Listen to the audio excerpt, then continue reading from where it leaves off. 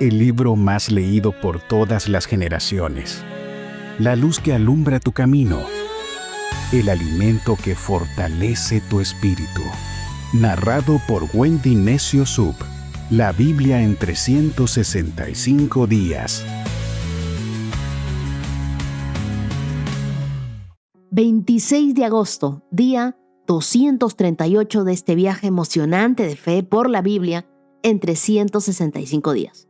Yo soy Wendy Necio Sub, este es el podcast 365 con Dios y la Biblia que leemos es la Nueva Traducción Viviente. Si estás aquí por primera vez, bienvenido. Hoy el tema es entre el dolor y la gracia, el consuelo de Dios en las pruebas.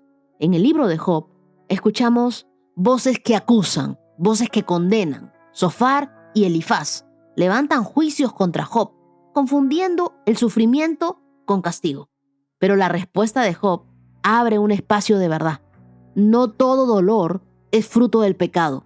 Muchas veces es el crisol donde se prueba y se refina la fe. Aquí aprendemos que las voces humanas pueden herir, pero la voz de Dios siempre consuela. Las lecturas que nos acompañan el día de hoy las encontramos en Job, capítulo 20, verso 1, hasta el capítulo 22, verso 30. También leeremos 2 de Corintios, capítulo 1, versos del 1 al 11, Salmo 40, versos del 11 al 17 y Proverbios, capítulo 22, versos del 2 al 4. Pablo, en 2 de Corintios, capítulo 1, nos revela al Padre de misericordia y de todo consuelo. La palabra griega para consuelo es paráclesis, que significa alguien que se acerca para fortalecerte. No un observador distante, sino alguien que te ayuda. Mientras algunos acusan, Dios se acerca y transforma el dolor en tu próximo testimonio. Lo que hoy te hace llorar, mañana será la fuerza con la que tú consueles a otros. Luego vamos al Salmo 40, donde se nos recuerda que aun cuando nuestros pecados y nuestras pruebas nos abrumen, Dios piensa en nosotros. Dios nos cubre con su fidelidad. Y en Proverbios aprenderemos a caminar con prudencia, a caminar con humildad, a tener temor de Dios, pilares que abren el camino a la honra y a la vida plena. Entre el dolor y la gracia, siempre encontrarás al Dios que consuela. El Espíritu Santo es nuestro consolador. Es aquel que no nos abandona en medio de la prueba y que hoy nos recuerda que no estamos condenados, estamos siendo formados. Y hoy quiero contarte, para que elevemos nuestra fe, un milagro de restauración. La historia de Omar Marure, desde la Ciudad de México. Su camino no ha sido fácil. Perdió a su papá en el año 2022 y cuida con amor a su mamá, que lucha con Parkinson desde hace 12 años. Vivió en un matrimonio marcado por el alcoholismo y el dolor. Pero en su momento más difícil, cuando decidió rendirse y acercarse a Dios, su vida comenzó a transformarse. En abril del 2024, inició su proceso en un grupo de alcohólicos anónimos. Y poco a poco fue entendiendo que solo por hoy podía mantenerse firme y sobrio. A inicios del año 2025, este año, comenzó a escuchar este podcast cada día.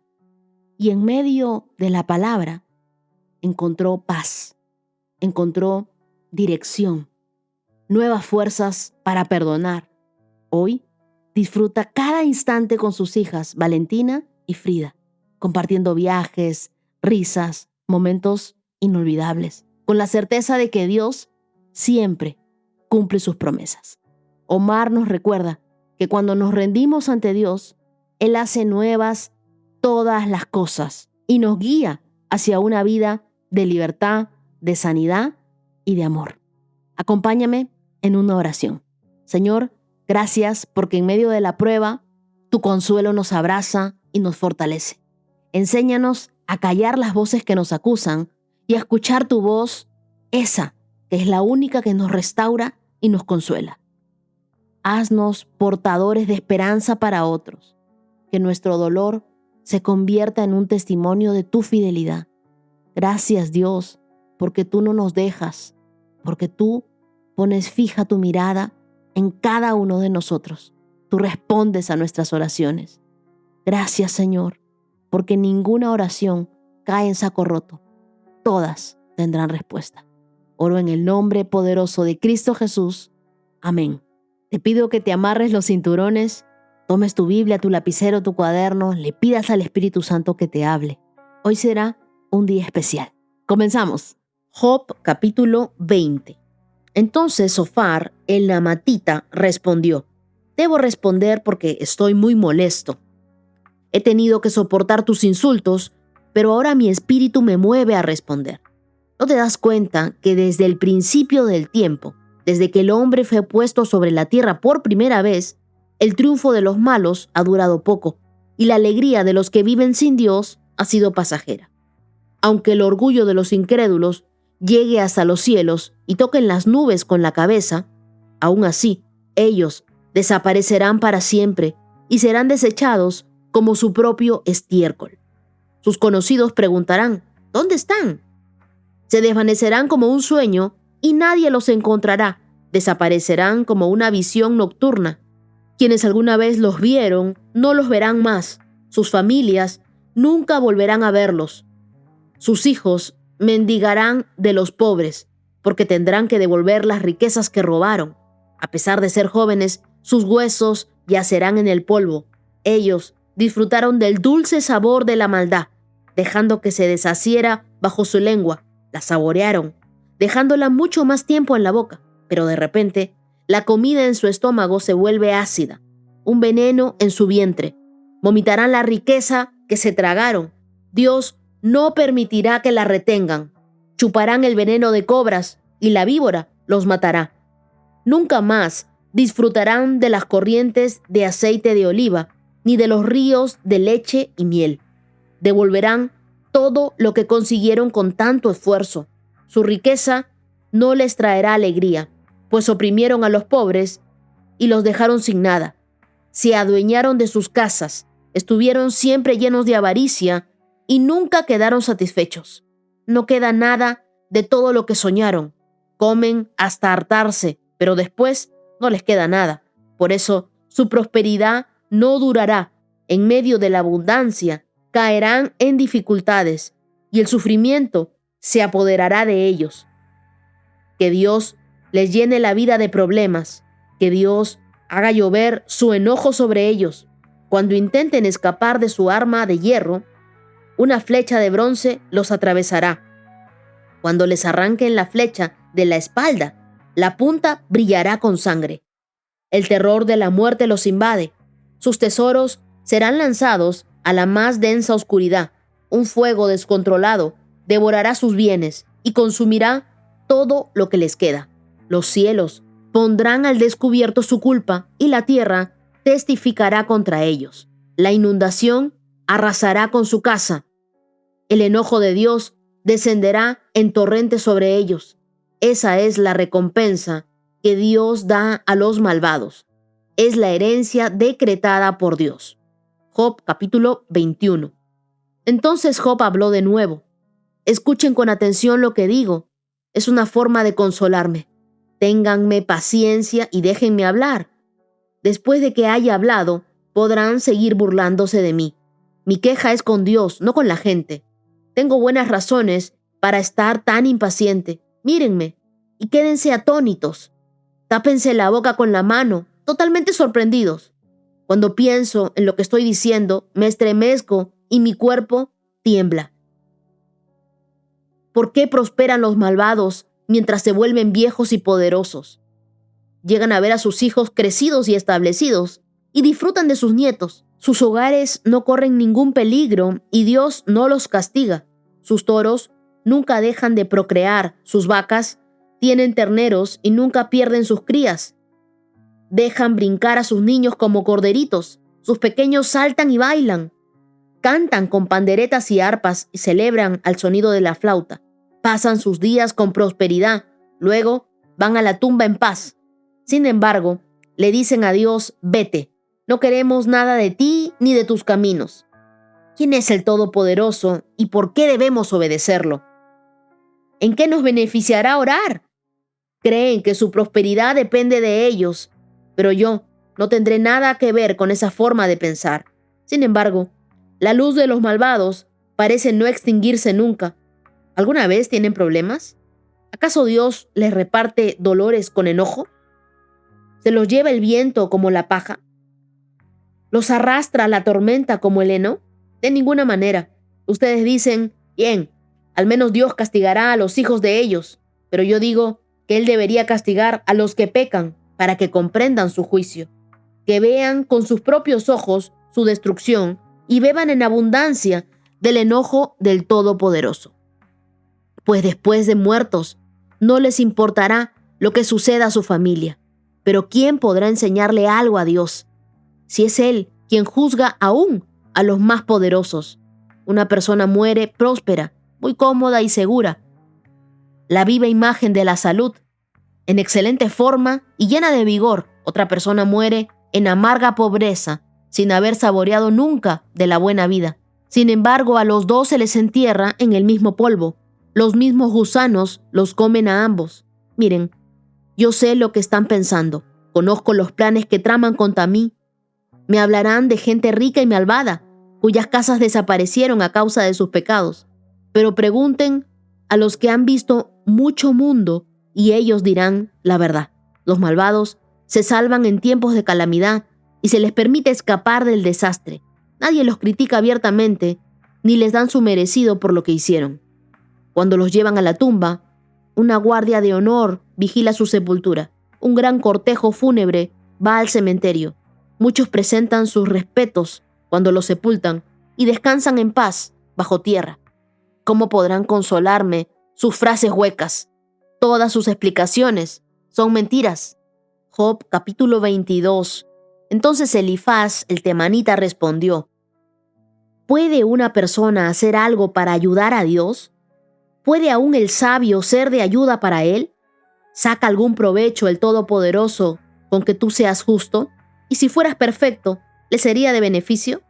¿Acaso él te acusa y trae juicio contra ti porque eres tan piadoso? No, se debe a tu maldad. Tus pecados no tienen límite. Por ejemplo, debes haber prestado dinero a tu amigo y le exigiste alguna prenda como garantía.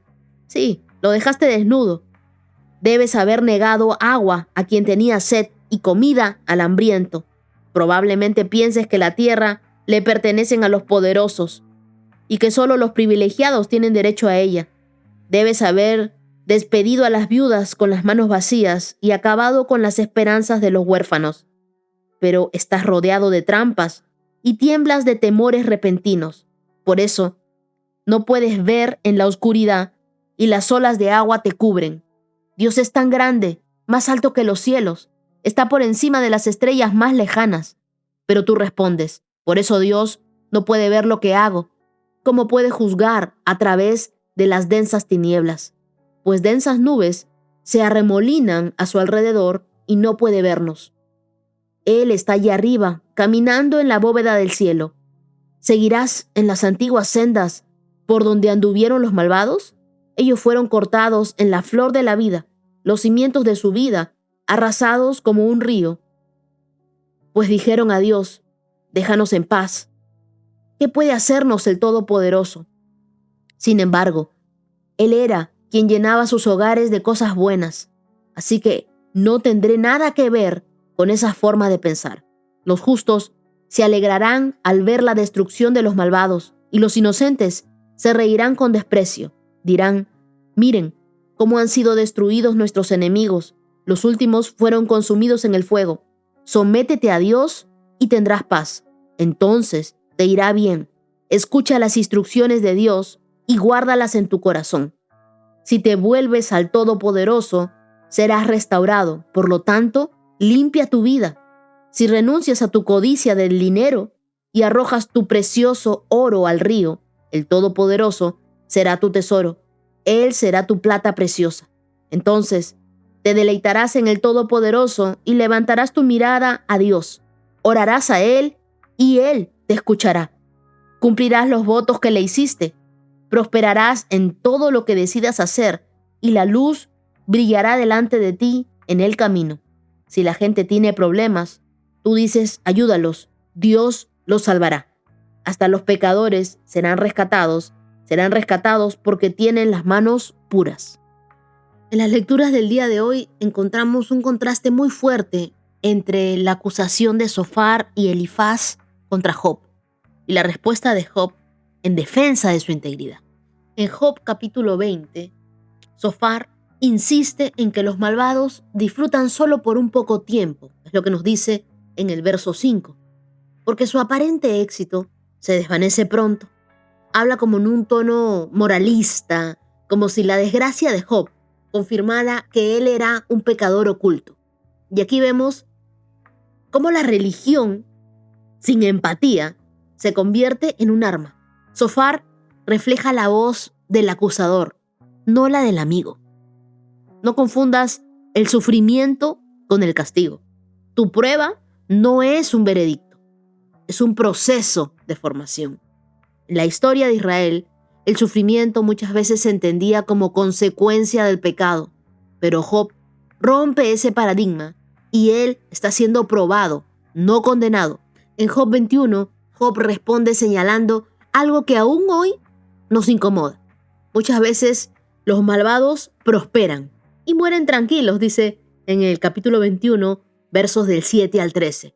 Y esto contradice con esa teología simplista de retribución inmediata. Aquí Job denuncia esa injusticia y pide observar la realidad sin máscaras. La fe madura no necesita ver justicia inmediata, porque confía en que Dios la ejecutará en su tiempo perfecto. Cuando nosotros vemos personas prosperar y esas personas no honran a Dios, no debemos envidiar ni tampoco desesperarnos. Nuestra esperanza no se limita a esta vida, sino a la eternidad. Si tú tienes envidia porque alguien malvado, alguien que no es justo, alguien que no cree en Dios prospera, no estás mirando las cosas con los ojos correctos. No tengas tu vista en las cosas terrenales. Mira para lo eterno. Ya te lo he dicho antes, que tú y yo somos ciudadanos no de este reino, somos ciudadanos del reino celestial. Dios tiene un lugar preparado para nosotros allá en el cielo que es hermoso. Y luego, en Job capítulo 22, Elifaz acusa a Job de grandes pecados, versos del 5 al 9, y lo hace sin pruebas. Le dice, si tú te arrepientes, Dios te restaurará. El problema es que parte de un diagnóstico equivocado. Atribuye a Job pecados que él no cometió y eso ya lo sabemos nosotros. Esto nos enseña que un principio, aun si es una verdad, porque es verdad que Dios restaura a aquel que está arrepentido, puede volverse algo cruel cuando se aplica mal. La verdad sin gracia hiere. La gracia sin verdad engaña. Pero cuando ambas se encuentran, sanan. Tengamos mucho cuidado de no usar la palabra de Dios para señalar, para acusar, sino siempre para restaurar. La Biblia no nos autoriza a nosotros a ser fiscales de nadie. No somos llamados a ser jueces de nadie, sino a ser embajadores de reconciliación. Job nos recuerda que las pruebas no son para destruirnos, sino para refinar nuestro carácter y revelarnos lo que aún debe ser tratado en nuestro corazón. Job mismo pasó de justificarse a decir, de oídas te había oído, mas ahora mis ojos te ven.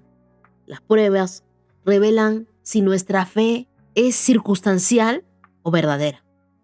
Un diamante solo brilla después de ser tallado. Así también el carácter brilla después de la prueba. Y yo tenía resaltado en mi Biblia Job capítulo 22, versos del 21 al 28, pero no sabía que esto lo había dicho Elifaz y el contexto en el que lo había dicho. Yo pensé toda mi vida que esto lo había dicho Job. Y eso cambia la manera de leerlo, ¿no? No todo lo que está en la Biblia es modelo a imitar. La Biblia registra palabras verdaderas, muchas veces en contextos equivocados. Elifaz hablaba como si Job hubiera caído en grandes pecados. Capítulo 22, versos del 5 al 9, lo cual no era cierto, porque nosotros sabemos que Job era una persona intachable. Delante de Dios era un hombre justo. Es decir, la aplicación de Elifaz, lo que él dice, es incorrecto, porque parte de un diagnóstico falso. Luego, Elifaz se equivoca en juzgar a Job, porque lo que él dice sobre rendirse a Dios, valorar su palabra y considerar a Dios como un tesoro, eso es una verdad universal. Eso nadie se lo discute. Es como cuando alguien te dice una frase correcta, pero en un contexto equivocado. Y aquí la lección es doble. Ten mucho cuidado con aplicar la verdad de manera insensible o sin discernimiento. No deseches una verdad solo porque la dijo alguien con una motivación equivocada. La verdad, siempre fuera de contexto, puede ser tan dañina como una mentira. Porque aquí vemos a Elifaz juzgando mal a Job. Pero en su intento de corregirlo, él menciona principios válidos. Someterse a Dios, atesorar su palabra, deleitarse en Él, escuchar las instrucciones de Dios. Pero algo que debemos entender es que no podemos repetir el error de Elifaz, usar la verdad de la Biblia para condenar en lugar de restaurar. Es como un médico que diagnostica mal a un paciente y le dice que tiene una enfermedad que no tiene. Sin embargo, en su discurso puede mencionar buenos consejos de salud, ¿no? Comer saludable, descansar, ejercitarse. El paciente no está enfermo de lo que lo acusan, pero esos consejos siguen siendo útiles para cualquiera. Así que cuando escuches un consejo, antes de aplicarlo, pregúntate, ¿esto está en el corazón de Dios para mí o se está usando fuera de contexto? Usa la verdad y hazlo con gracia. La verdad sin amor hiere, pero la verdad con amor siempre restaura. Aprende a recibir lo bueno, aun si viene de alguien que se equivocó en parte. No interpretes la desgracia ajena como un juicio divino inmediato. Dios puede estar formando el carácter, puede estar tratando contigo, pero no te está castigando. En tus pruebas, evita rodearte de voces acusadoras. Busca consejeros, pero personas que te acerquen a Dios. Y recuerda que prosperar no significa la aprobación de Dios. Tú sé un portador de esperanza, nunca un portador de juicios. Cuando acompañes a alguien en el dolor, sé empático. Ora conmigo y dile, Señor, ayúdanos a discernir en medio de las pruebas, a no juzgar sin conocer y a confiar en que tus planes siempre son más grandes que nuestro entendimiento. Ayúdanos a ser amigos que levantan, no voces que condenan. Refina nuestro carácter y haznos brillar como oro en tu presencia. Oramos en el nombre de Jesús. Amén. Quiero agradecer a todos por sus oraciones, por sus mensajes, por mi querida Gracia Navarrete. Nosotros seguimos creyendo en un milagro poderoso de parte de Dios. Y hoy comenzamos una nueva lectura en 2 de Corintios. Pablo es el autor, el destinatario es la iglesia de Corinto. Y Pablo ya había escrito 3 cartas a los corintios. 2 se perdieron. En 1 de Corintios, la segunda es una de esas cartas. Y él usó palabras firmes para corregir, para enseñar. Gran parte de esta iglesia respondió con un espíritu correcto. Sin embargo, hubo quienes negaban la autoridad de Pablo y ponían en duda sus motivos. Deslizándose a través de los siglos, la serpiente susurra sus dulces promesas con mucha labia, seduciendo y engañando y tentando. Incita a hombres, a mujeres, a rechazar a Dios y a seguir a Satanás. Satanás siempre ha tenido muchos mensajeros, falsos profetas, que contradicen a los antiguos voceros de Dios, a los líderes. Algunos les decían santurrones, que lanzan acusaciones, blasfemas y maestros heréticos que se infiltran en las iglesias. Y el engaño continúa hoy en día. Nuestro mundo está lleno de sectas, de ismos, de ideologías, y cada uno alega tener el camino a Dios. Pablo luchó constantemente contra aquellos que querían engañar al pueblo de Dios. Dedicó su vida a difundir la buena noticia hasta en los lugares más lejanos de la tierra. durante 3 viajes misioneros y otros viajes, proclamó a Cristo. Llevó a la conversación a muchos y estableció iglesias, pero con frecuencia estos creyentes nuevos fueron presa fácil de los falsos maestros, quienes fueron una constante amenaza para el evangelio y para la iglesia primitiva. Por esta razón, Pablo tuvo que dedicar mucho tiempo a la advertencia, a la corrección de estos nuevos cristianos. La iglesia de Corinto era débil, rodeada de idolatría e inmoralidad. Sus miembros luchaban con su fe y con su estilo de vida. Mediante visitas personales y cartas, Pablo intentó instruirlos en la fe, resolver sus conflictos y solucionar algunos de sus problemas. La primera carta a los Corintios fue enviada para tratar asuntos morales específicos en la iglesia y contestar preguntas acerca del sexo, el matrimonio y las conciencias sensibles. Pero había algunos falsos maestros que negaban la autoridad de Pablo, que lo calumniaban. Después, Pablo escribió 2 de Corintios para defender su posición y denunciar a aquellos que tergiversan la verdad. Debe haber sido una carta muy difícil de escribir y ya se van a dar cuenta cuando comencemos a leerla, ya que Pablo tenía que defender sus credenciales como apóstol, como humilde siervo de Cristo. A Pablo le costaba ejercer autoridad, pero sabía que era necesario. También sabía que la mayoría de los creyentes en Corinto habían tomado en serio sus palabras anteriores y habían comenzado a madurar en su fe. Pablo confirmó el compromiso que ellos habían adquirido con Cristo. En 2 de Corintios, Pablo comienza recordándoles a los lectores su relación con ellos, ya que siempre había sido sincero y transparente con cada uno de ellos. Habla de su itinerario, de la razón de su cambio de planes, y antes de empezar al tema de los falsos maestros, revisa su ministerio entre los corintios para demostrarles la validez de su mensaje y les ruega que no se aparten de la verdad. A medida que leamos esta carta 2 de Corintios, vamos a prestar atención a las palabras de amor, pero también a las palabras de exhortación de Pablo, a comprometerse con la verdad de la palabra de Dios y a prepararnos para rechazar las falsas enseñanzas. Con esto en mente, vamos a nuestra lectura de 2 de Corintios. Capítulo 1. Yo, Pablo, elegido por la voluntad de Dios para ser un apóstol de Cristo Jesús, escribo esta carta junto con nuestro hermano Timoteo. Va dirigida a la iglesia de Dios en Corinto y a todo el pueblo santo que está en toda Grecia.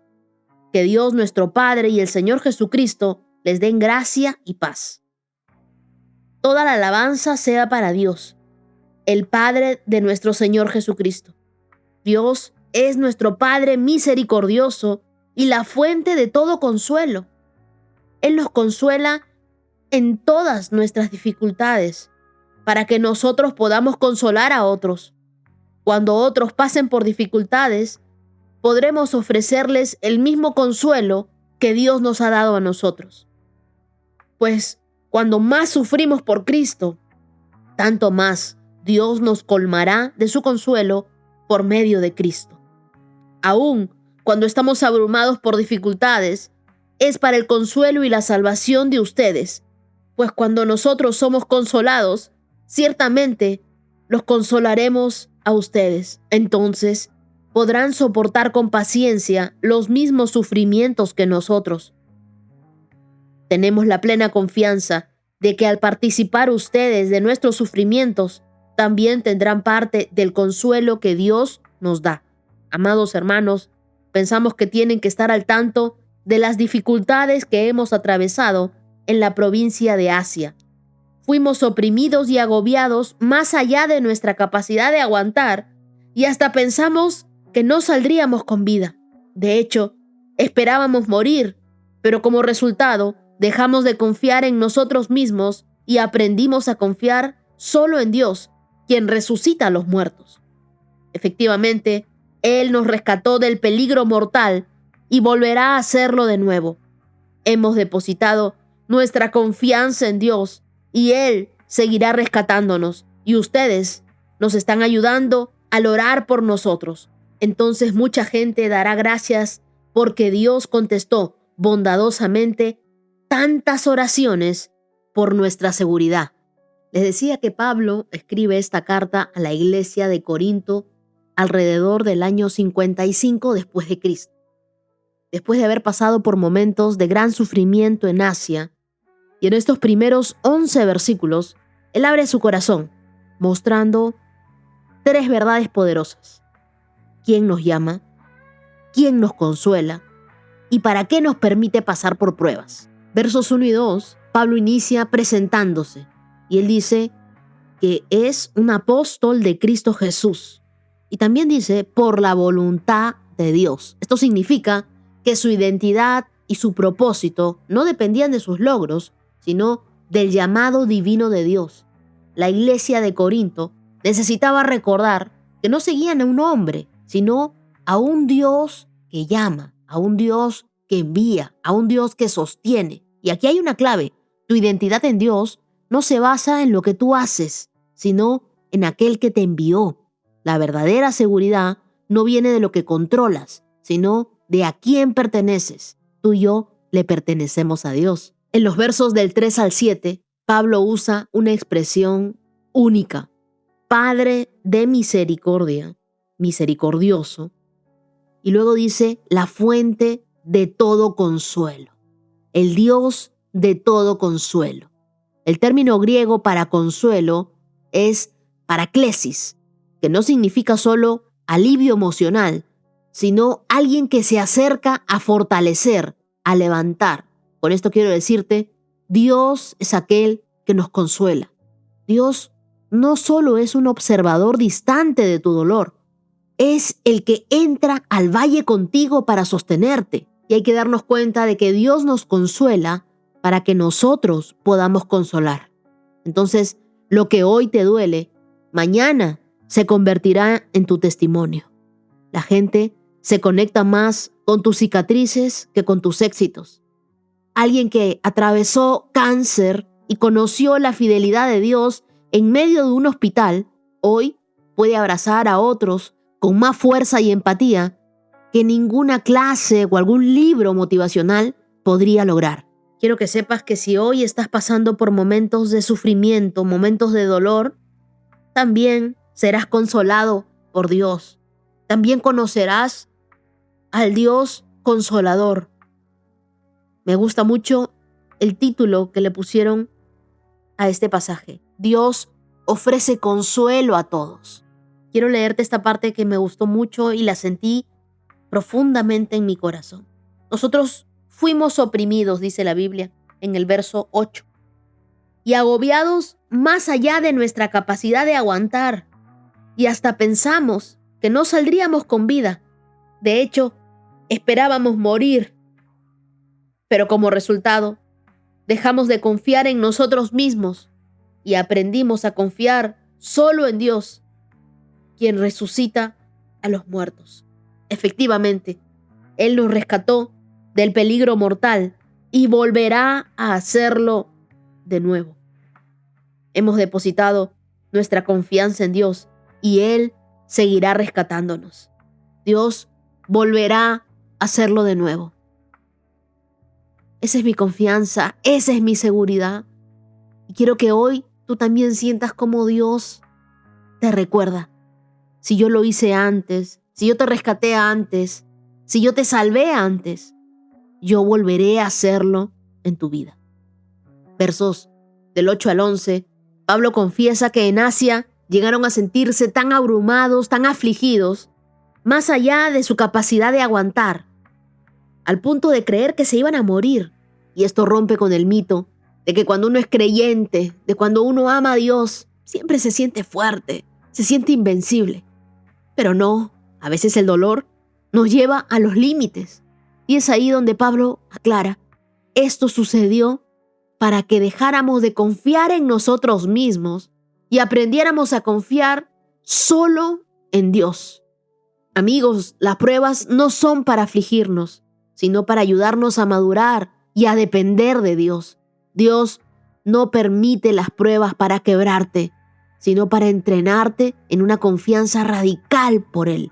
Por ejemplo, cuando alguien pierde un empleo, naturalmente se siente inseguro, pero al mirar atrás, muchos reconocen que fue en esa etapa donde conocieron a Dios como un proveedor real, no solo como teoría.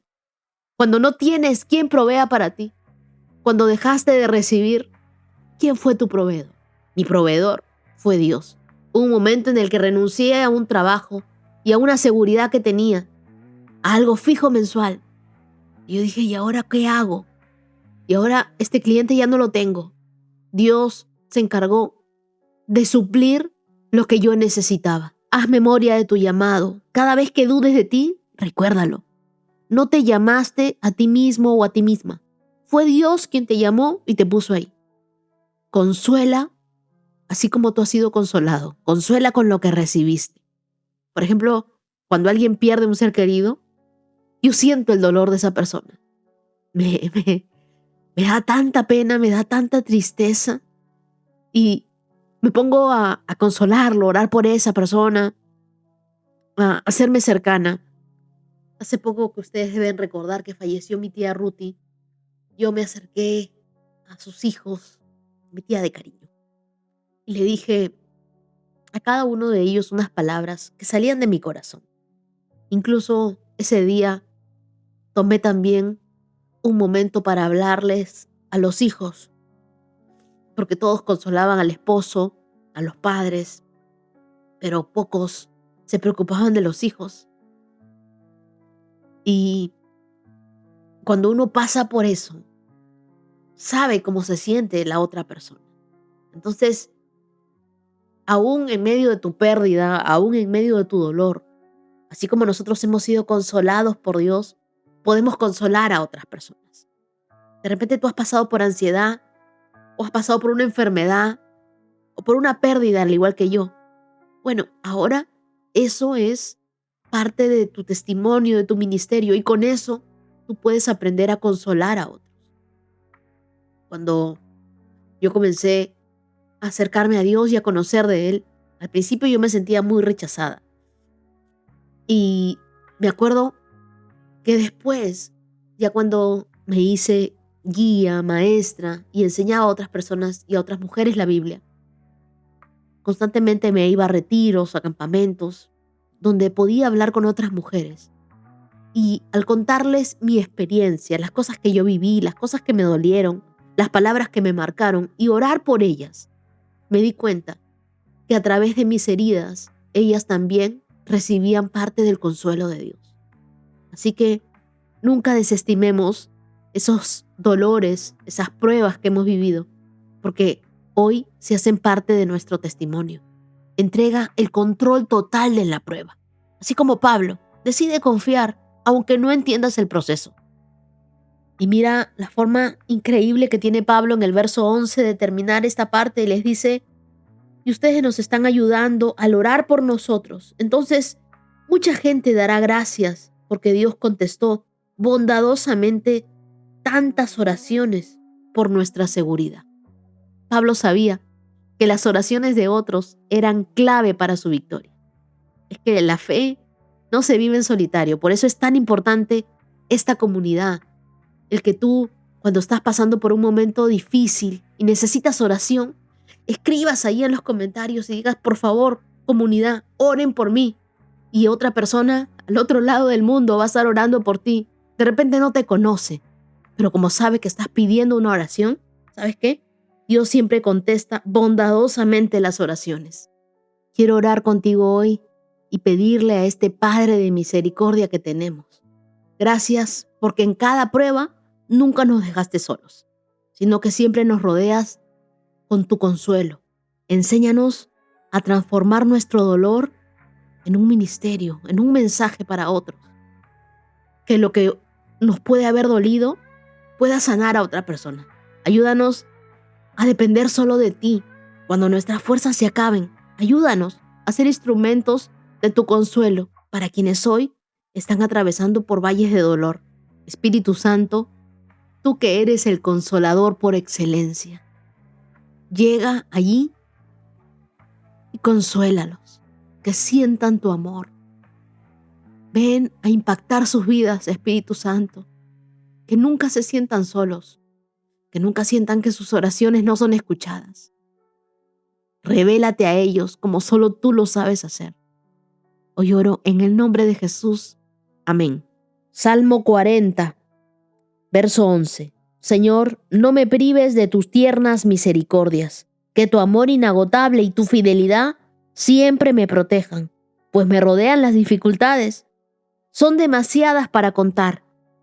Es tal la acumulación de mis pecados que no puedo ver una salida. Suman más que los cabellos de mi cabeza y he perdido toda mi valentía.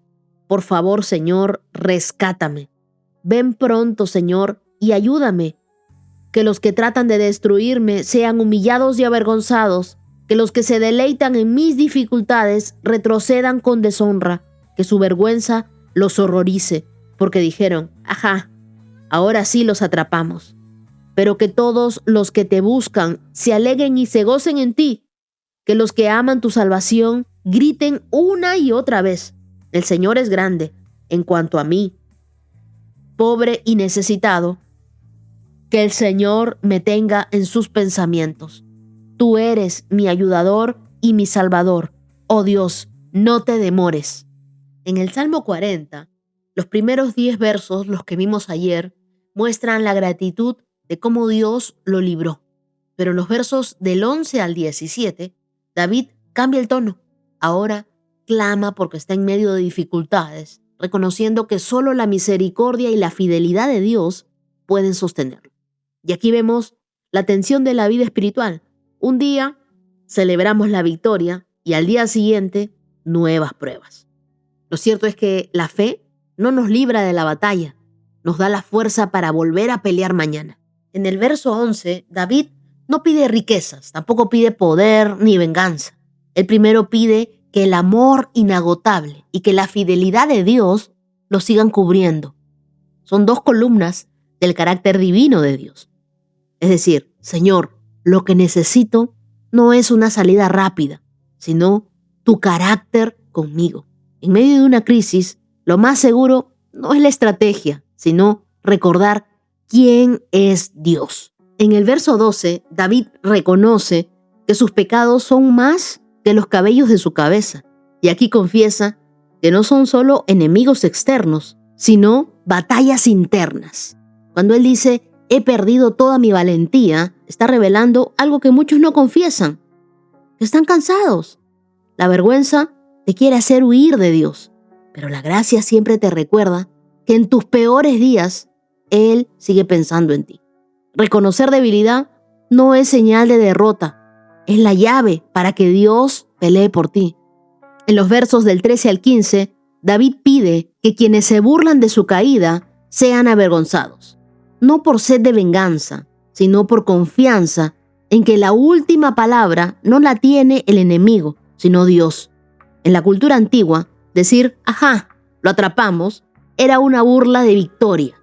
David convierte ese grito en oración y le dice, Señor, que esa vergüenza se vuelva contra ellos. Deja que Dios sea tu juez. Cuando tú peleas, te desgastas. Pero cuando dejas que Dios pelee, recibes paz en tu alma. Una paz que es incomprensible para el mundo, pero que solo Dios te puede dar.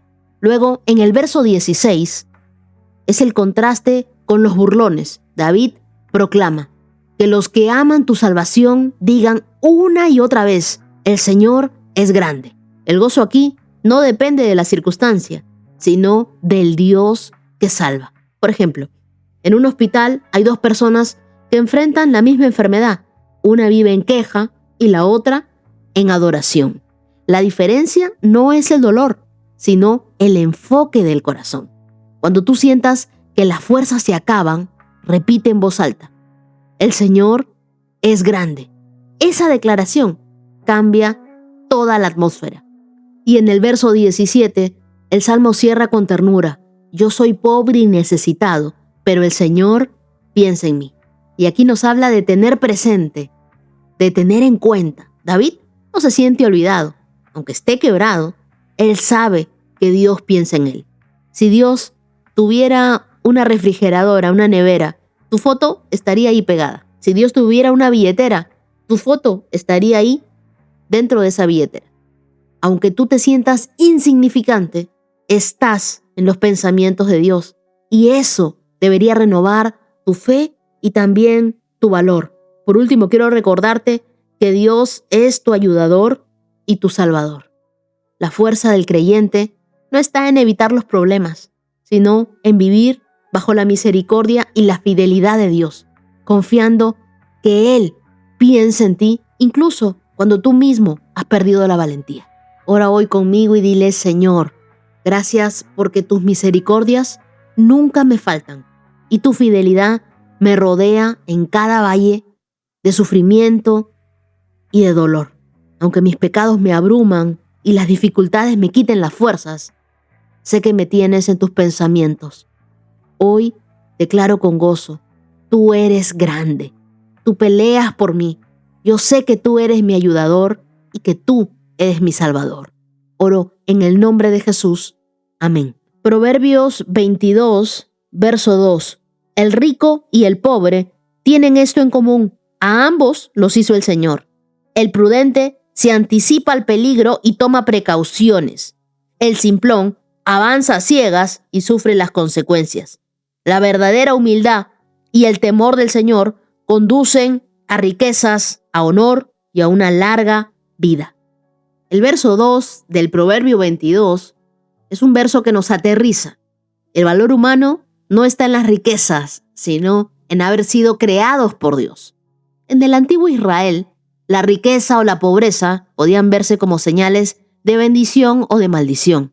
Pero aquí se afirma que ambos provienen del mismo Creador. Entonces, esto derriba la soberbia del rico y la desesperanza del pobre.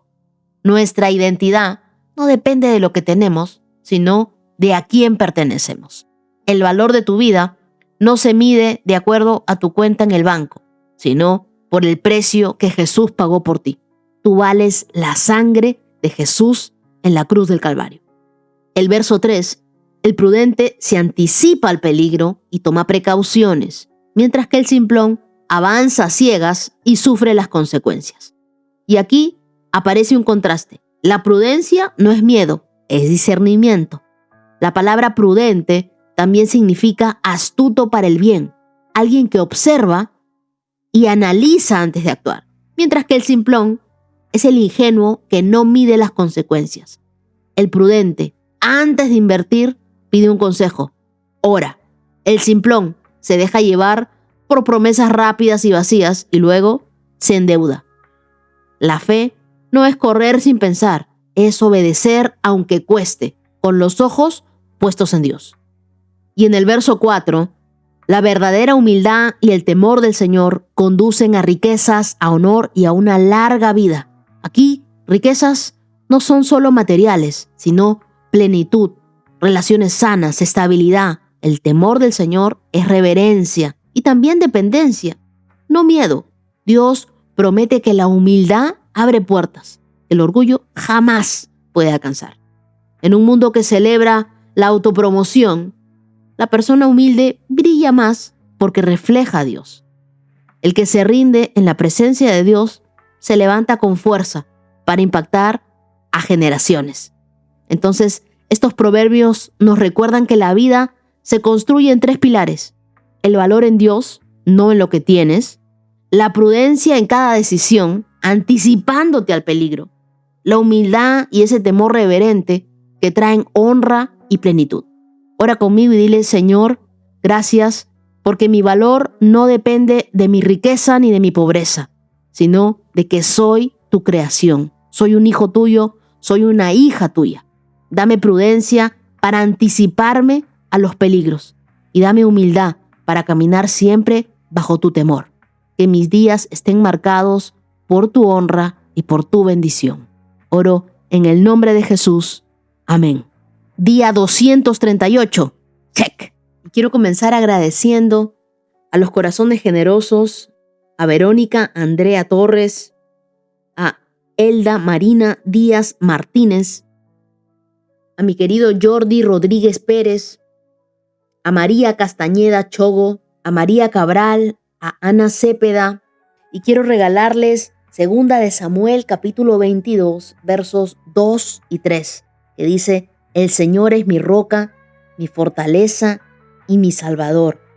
Mi Dios es mi roca en quien encuentro protección. Que la protección, la fortaleza, la provisión de Dios esté con ustedes, no solamente hoy, siempre.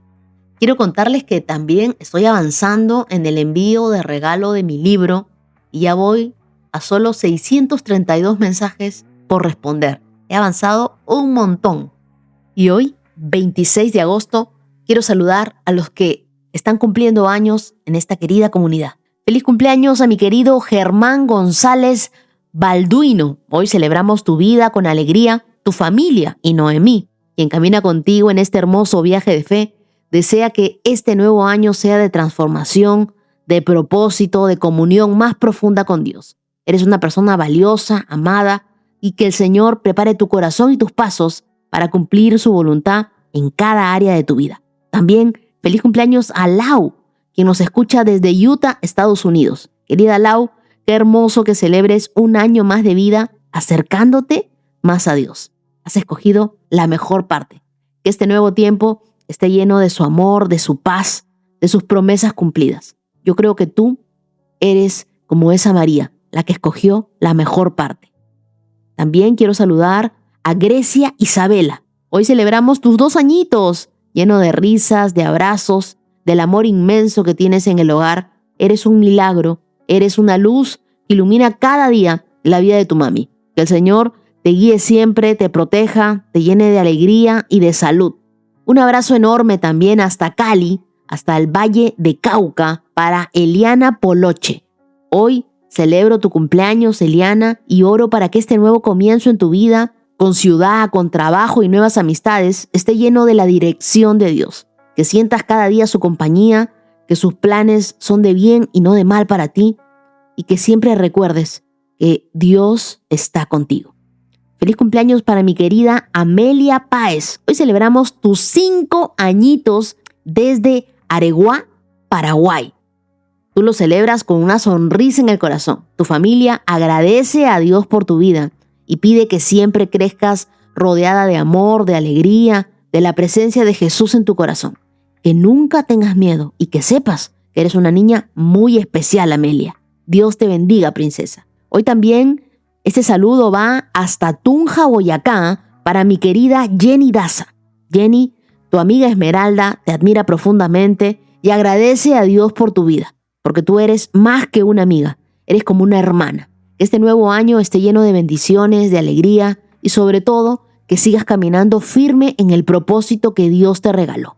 Recordamos Filipenses para ti, capítulo 1, versos del 3 al 4. ¿Y qué crees, Jenny? También tu esposo Néstor quiso regalarte un saludo porque admira tu constancia, tu fe, tu corazón tan dispuesto a siempre recibir la palabra día a día. Yo quiero dar las gracias a Dios porque tú eres esa mujer que edifica su casa con ejemplo. Que tu fe siga contagiando esperanza a tu familia. También hoy quiero saludar a mi querida Johanna, que cumple 44 años. Que este nuevo tiempo sea lleno de abundancia, de salud y de bendición para ti. Que cada día tú sientas cómo Dios responde a tus oraciones. Abre camino delante de ti y disfrutes este cumpleaños sabiendo que lo mejor está por venir. Feliz cumpleaños también para Miranda, quien hoy celebra sus 12 años. Le doy gracias a Dios por tu vida. Recuerda que nunca nadie te debe menospreciar por ser joven. La Biblia dice en 1 de Timoteo, capítulo 4, verso 12, que tú puedes ser ejemplo en tu manera de hablar, en tu conducta, en tu amor, en tu fe y también en tu pureza. Que este nuevo año esté lleno de alegría, de la presencia de Dios en cada paso que des. También quiero enviarle un saludo súper especial a Ravi. Talía te considera un gran hombre, digno de admiración, de respeto, y con todo su corazón, ella quiere pedirte que te cases con ella. ¿Qué dices? ¿Aceptas? No puedo creer en lo que me incluyen, pero que vive el amor. Estamos rodeados del amor de Dios. Espero que la respuesta de Ravi sea sí, acepto. Ya nos enteraremos, ya nos dirán en los comentarios. Gracias a todos por estar hasta aquí. Gracias por sus oraciones, gracias por no rendirse, por seguir constantes y perseverantes. Les digo que tenemos una recompensa eterna. Ustedes no se imaginan todo lo que Dios está haciendo en sus vidas y lo que hará. Nos vemos el día de mañana. Dios los bendiga. Los quiero mucho. 365 con Dios, con Wendy Necio Sub.